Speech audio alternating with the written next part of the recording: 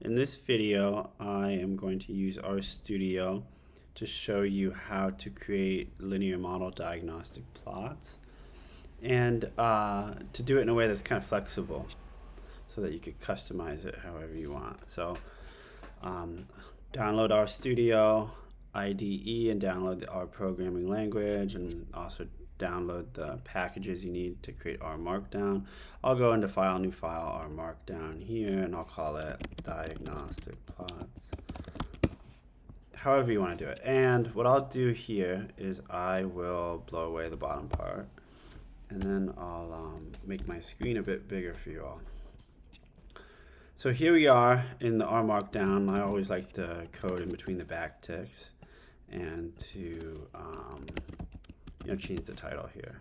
Right here that's where you might, that's telling RStudio to read in the R language in between these chunks. You could also type, for example, Python if you had the right things installed, and then do Python within the R environment also. So I'm going to install library tidyverse. Well, it's already installed, but I'm going to load it into the environment.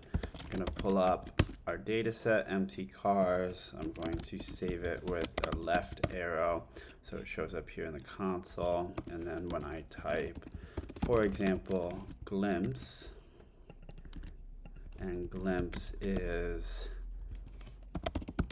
from the broom package. Well, it should be. Maybe it's from tidyverse. Maybe it's from dplyr. Dplyr. It's from the dplyr package. Yep, there it is. So I could use 2 colons in this way to call the verb explicitly from the package. Okay, and then you could also, of course, type like nrow to figure out the number of rows, which is the number of observations in the data set, 32. You could use the dim function if you wanted to call the rows and columns together. You just have to remember that the rows are what is listed first, and then the columns.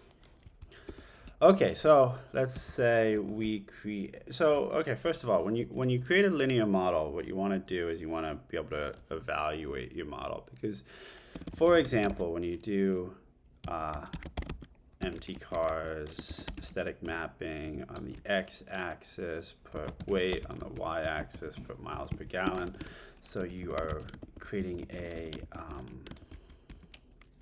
smooth model, geom smooth method equals lm,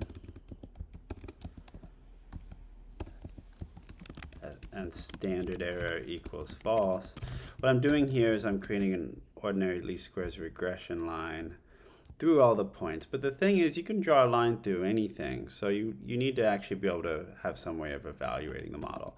So when it comes time to evaluate a model, there are a few things you want to think about. You want to think about model statistics. This is like the root mean squared error or R squared values, or some other ones.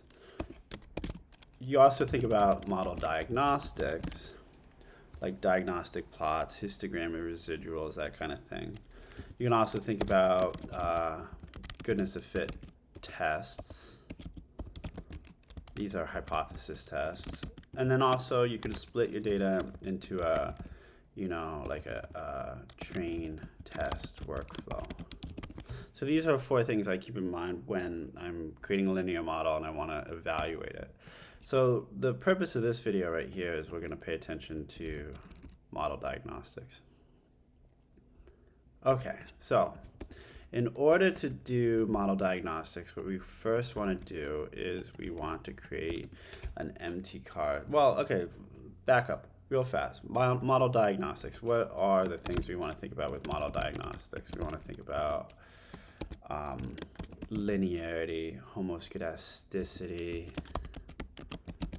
We want to think about independence and normality.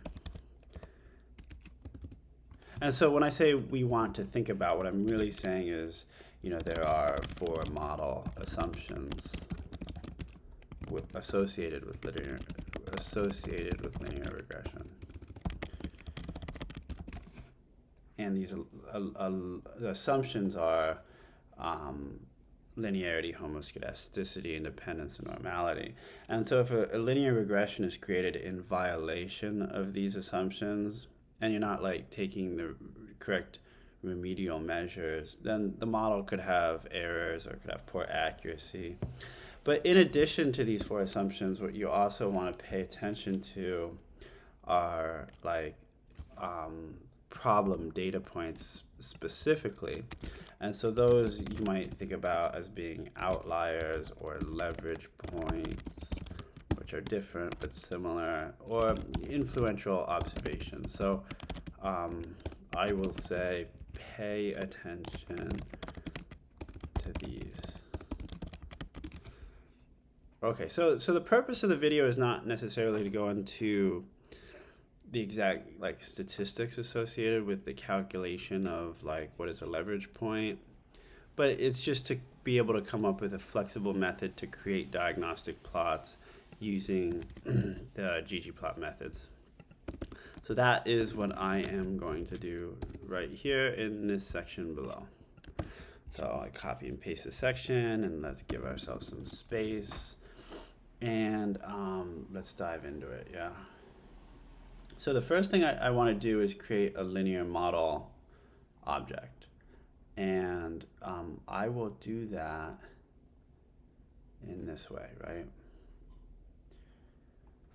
So I'll call it Mtcars linear model. Might as well give it a sort of explicit name. And it's a linear model that is miles per gallon as a function of weight in the Mtcars dataset. So when I print that to the console, I can see the slope and intercept. The slope is -5 and the intercept is 37. And then I could also, take the summary of it, print out that specialized list and look at the R². So this is 0.74. 74% of the variance on the y-axis is explained by weight. And so this is going down the road of model statistics, but how do we create, for example, so let's do it. Let's create this graph first of all. Let's make this graph a little bit prettier, which we'll put on like the left-hand side, and I will add a color in here. I like to use hash colors. You can find good hash colors online. Here's one, 376795. And with the latest update to RStudio, you can actually see the color in the console as you type it out, which looks nice and gives you a good feel for what it's going to look like before having to run the code. So labs title is equal to Mtcars, and subtitle is equal to linear regression. Okay, so here we go. There we go. Yep, so changing the color, it looks nice. I added a title and a subtitle. Instead of doing labs title is equal to Mtcars, I can also type GG title Mtcars. That's a bit of a shortcut, but I don't think there's a comparable method for subtitle. So if you want both a title and a subtitle, it's actually almost easier to both put them in the same line. And now one of the first diagnostic plots that you might do is fitted values versus the residuals. So here's a diagnostic plot, fitted values versus the residuals. So here, instead of putting Mtcars, I will put Mtcars linear model as the data equals. And then for the x-axis, what I'm actually going to be doing is accessing something called dot fitted, and on the y, I'll access dot resid for the residuals. Geom point. And here we go. So there's the fitted values versus the residuals. Now there are other plots that do this kind of thing. The simplest is like to do plot. You plot the linear model and it creates these diagnostic plots. And this is not using ggplot.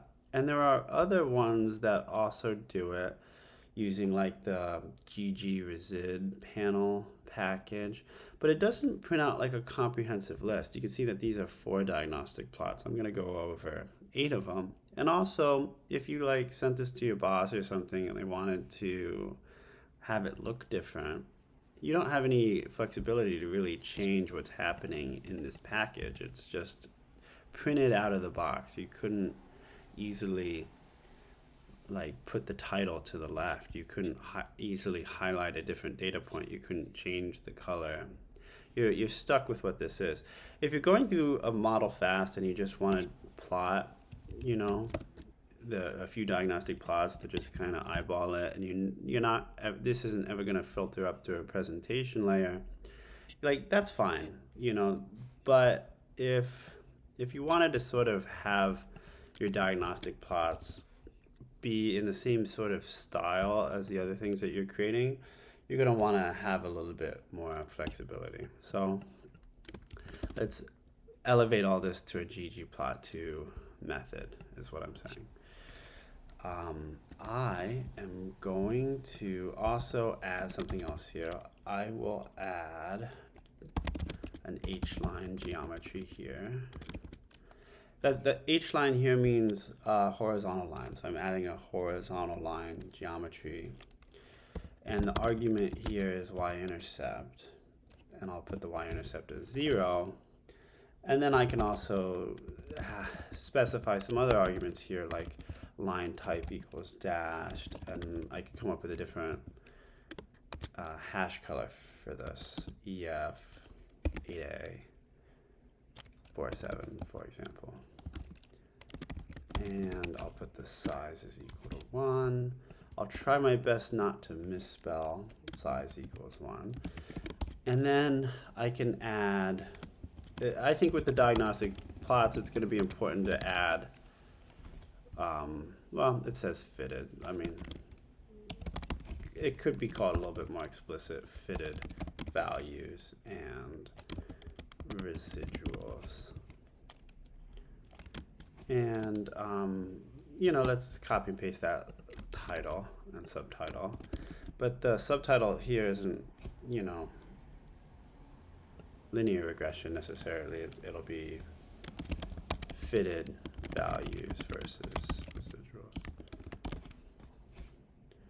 And let's run this code, see what we have.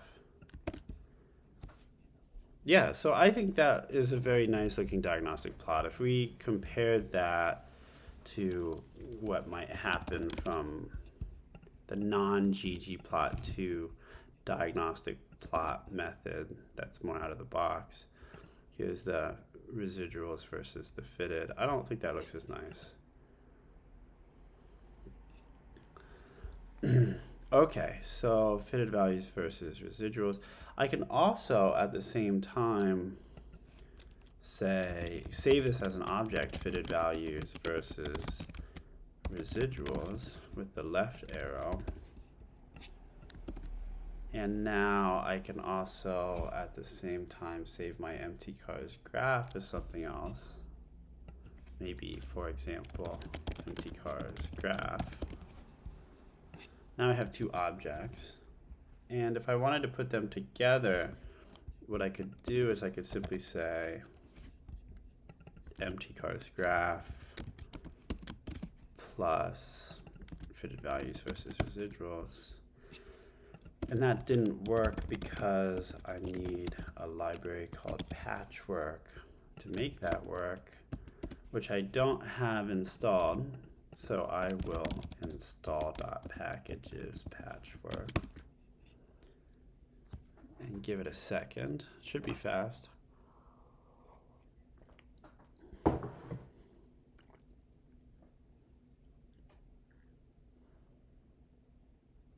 Okay, downloaded, loaded, and run the code. Let's see what pops up.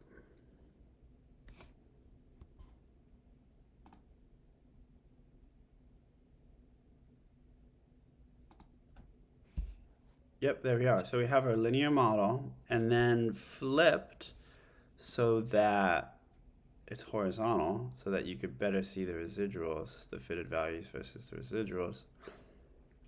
You can see the diagnostic plot next to it. And yeah, I think it's really useful to be able to see a plot and a diagnostic plot, and to have both things be customizable. All right, so this one is fitted values versus residuals. Let's go through other diagnostic plots also.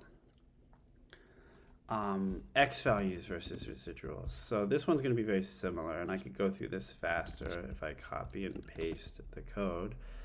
I'm going to say X values versus residuals. And in this case, what I'll do is I'll take the aesthetic as weight, which is the X value here. And then I'll put X values on the X lab, and I'll say X values versus residuals. And I'll run that code here.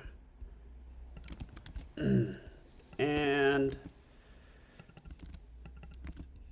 use the patchwork library again to put those together. And here the wrong one. Yep. And now here we have the X values versus the residuals. It's very similar to the fitted values versus residuals, but the X axis here is on a different scale. The fitted values here, you see 10, 15, 20. Here it's 2, 3, 4. So they look a little different. Sometimes people will look at one or the other, but not necessarily both. There may be a case when X values versus residuals will look a certain way, and the fitted values versus residuals would look a different way, and it would tell a different story. I don't think so, though, or I certainly don't think that would be very common. All right, so maybe the most common diagnostic plot would be histogram of residuals. And in this case, what I'm going to do is I'm only going to have one parameter, which is the X, because it's a histogram. And I could just put the resid here. And instead of geom point, what I'll do is I'll type geom histogram. Here I can put the color within the histogram layer, like this. I don't need this geom H line in a histogram.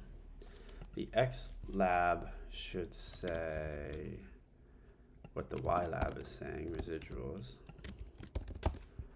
And I'll put the title here as histogram of residuals. And let's put these next to each other. Yep, there we are, the histogram of residuals. We see that it's a little bit maybe right skewed. And yeah, so there are a few points that are way above 5 that are kind of acting as higher leverage points and counterbalancing the higher volume on this side. It tells you, you know, that maybe this graph is a little bit curved. So, you know, here I'm putting the two diagnostic plots next to each other, but I could also, you know, X values versus residuals. I listed that twice, which was kind of silly. Why don't instead I take Mtcars graph, print that? Maybe this is the way to do it. So I keep printing the linear model on the left and a new diagnostic plot next to it on the right. I think that works. Okay, so the other probably most common diagnostic plot is going to be called a QQ plot. Now in this case, ggplot, let's say, okay, I'm going to say QQ plot. That stands for quantile plot. What you're doing is you're fitting the quantiles of the X versus the quantiles of on the Y, like 10% of the X value versus 10% of the Y. And in the aesthetic mapping, what I want to say is not X or Y, but I'll say the word sample the resid. Okay. And stat QQ. Stat QQ. I need stat QQ, but I also need stat QQ line in order to create that diagonal line. And here I can specify, let's say, the line type argument again as dashed. And I can do the color. Let's do the same color. Let's make all of our diagnostic plots orange. Size equals 1. And the subtitle is going to be here, QQ plot.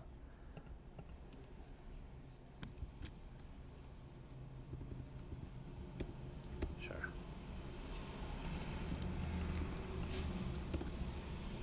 Yep, so there's my QQ plot. Now, you're fitting the quantiles of the x against the quantiles of the y, and you want to see that these values go into a 45-degree line. And if the values end up kind of like a sigmoid, like an S, then there may be some non-linearity that your model is not really accounting for. The linear model isn't taking in all the information.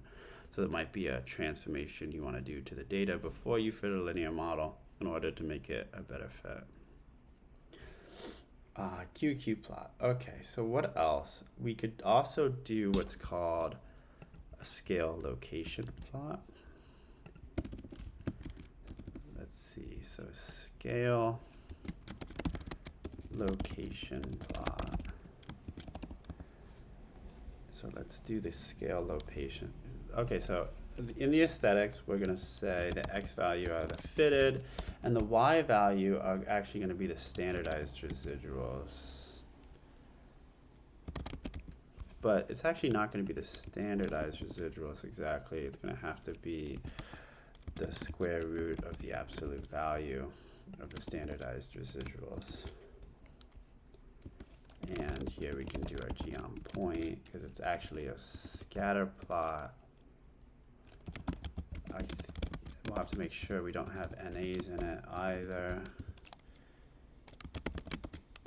Stat smooth, I'm typing stat smooth here. It's actually the same as geom smooth. You can type stat smooth and it will be all the same.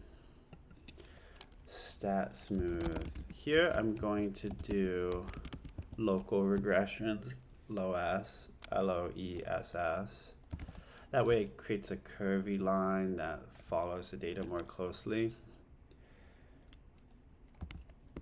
Let's keep the NAs out and put the color back in.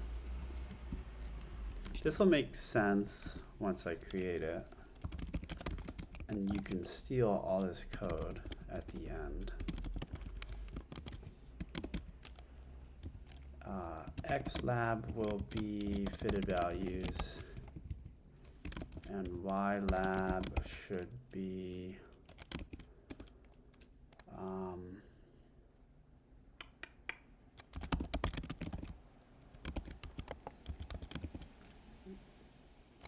have to do something a little bit fancy in order to get a mathematical symbol in here. Standardized residuals.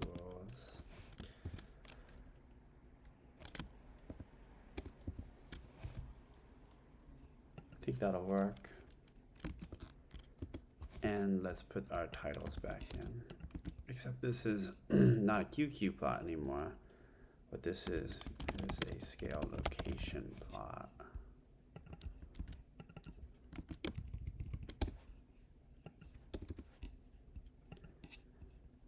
And let's clean this up. So I think that's it. Yep, so here's my scale location plot. Let's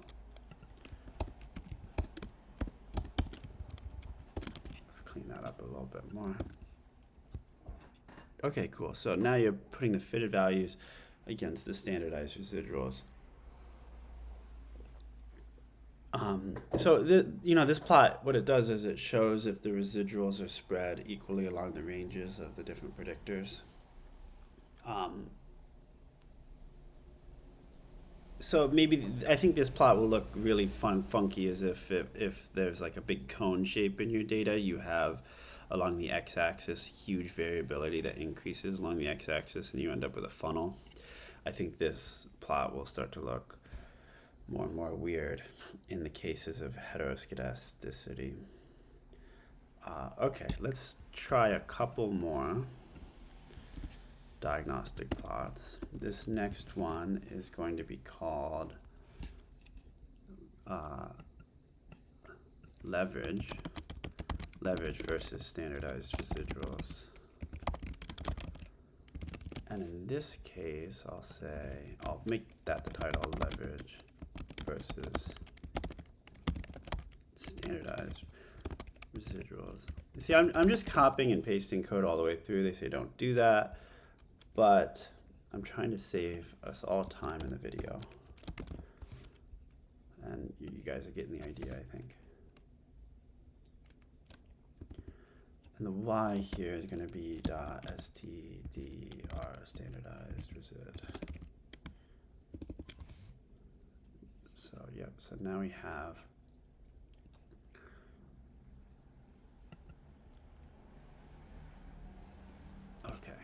geom point. Now what I'm going to do here is in the aesthetic mappings, I'm going to change the size of the points based upon Cook's distance.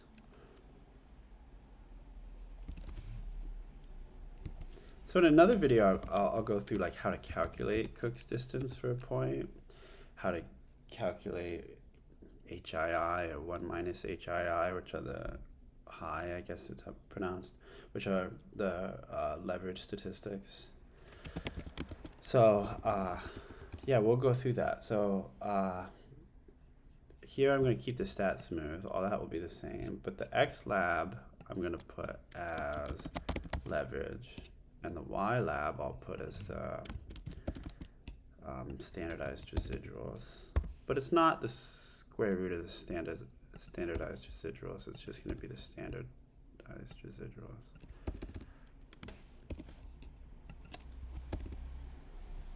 Yep. And yeah, let's try that. Mtcars graph, leverage versus standardized residuals. So it failed on me there.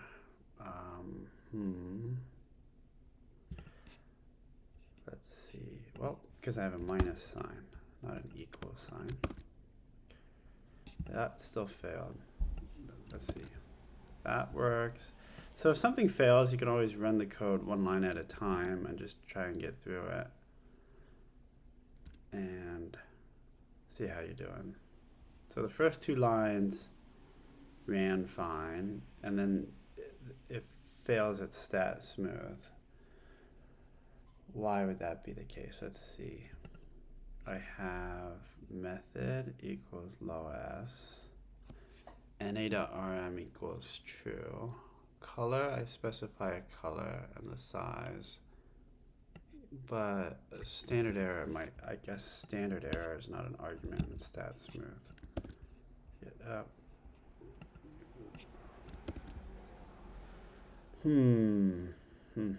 Stat smooth method equals low-s, na.rm equals true. Color is the color, and size is equal to 1. Oh, no, it actually fails up here. I see. ggplot, I don't have a plus sign. I'm not adding the geom point on. So, my bad. Although I think I had 2 errors. I don't think SE was an argument either. Okay, so here we go. Here is the leverage versus the standardized residuals. And the size of the points are based upon Cook's distance. So this is another thing that would take practice, how to read that diagnostic plot. I think each one of these diagnostic plots should become its own sort of video. I'm just trying to get through how to make all these different ones. Observation number versus Cook's distance. That is another diagnostic plot. So in this one, I have the Mtcars linear model, and then the aesthetics, I'm going to put the aesthetics x is equal to a function here.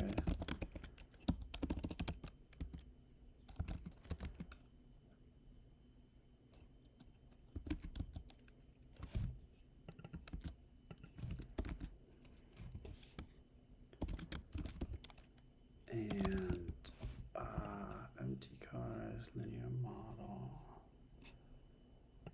Let's see. When I hit space, it didn't indent all the way. That gave me a hint that I didn't have the right number of parentheses in that line.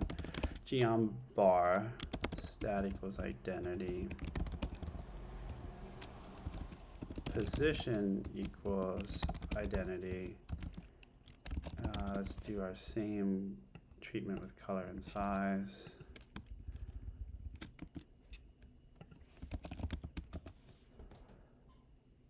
And here, the X lab is going to be observation number, and the Y lab is going to be Cook's distance.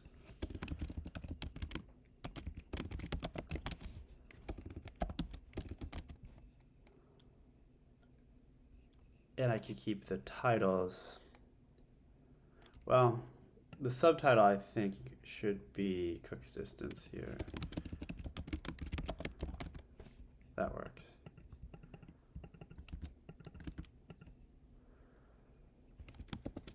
There we go.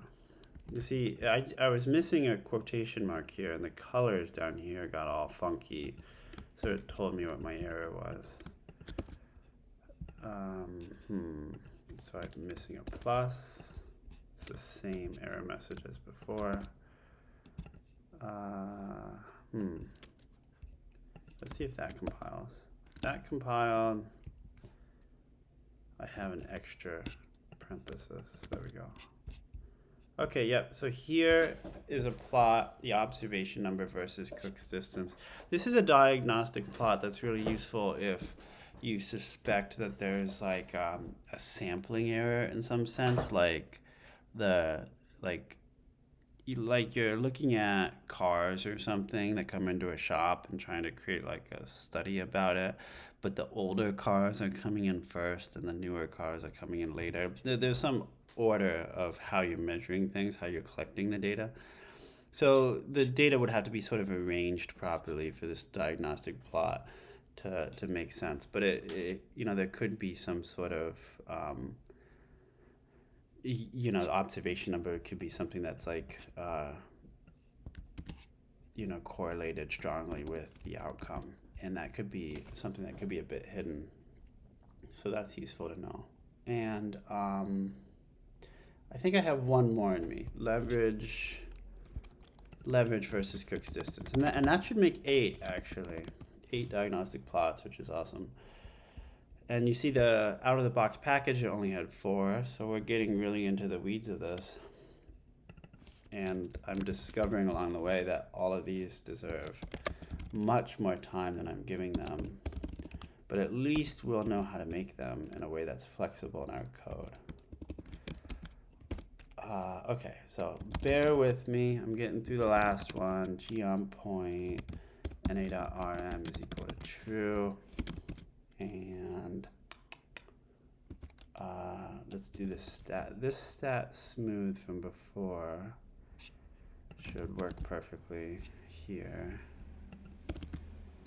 Creating another diagnostic plot that's a scatter plot where I'm putting a curvy line through it. And in this case, the X lab is really leverage. And they call that HII. And the Y lab is our Cook's distance. And a subtitle here, we could say Cook's distance versus leverage, meaning HII over 1 minus HII. That will be another video, I promise. And let's just run this section of code and see how it looks. Okay. Let's see, stat smooth. Well, I still have the bars in here. I don't want those to go. So it's coming together, not quite. There we go. Okay, that is the heart of it. Let me also add one more aesthetic choice, which is an AB line where the slope is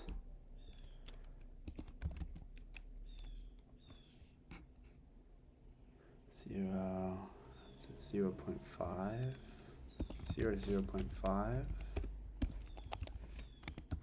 and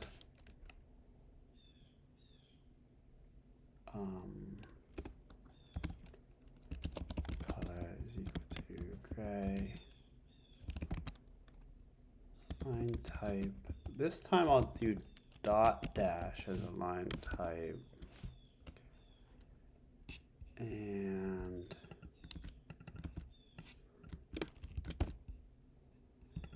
a V line, a B line. Let's try that. Okay, yeah, so I just added some reference lines here so you can sort of eyeball where the points are. Okay, so let's do a full accounting of our diagnostic plots real fast. In a final section, we have leverage versus Cook's distance, observation number versus Cook's distance. We have leverage versus standardized residuals. We have our scale location plot. We have a QQ plot.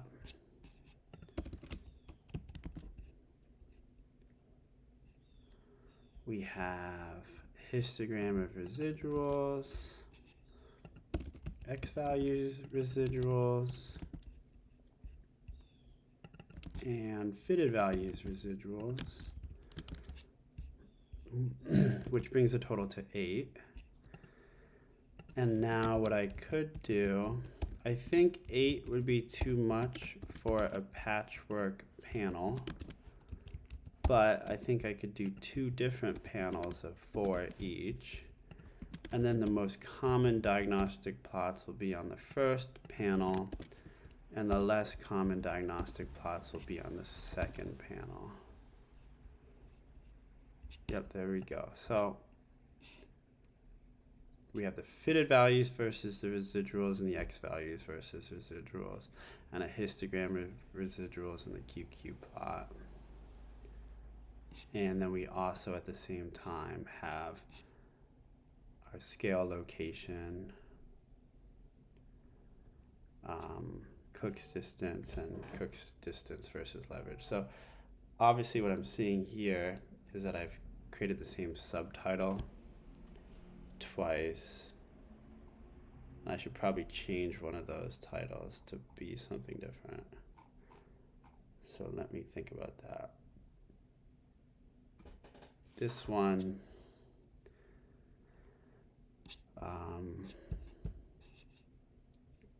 let's see, scale location, leverage versus standardized residuals.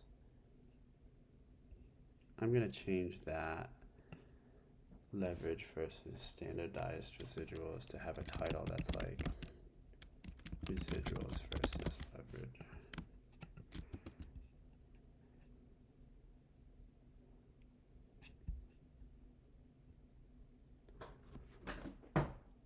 Yeah.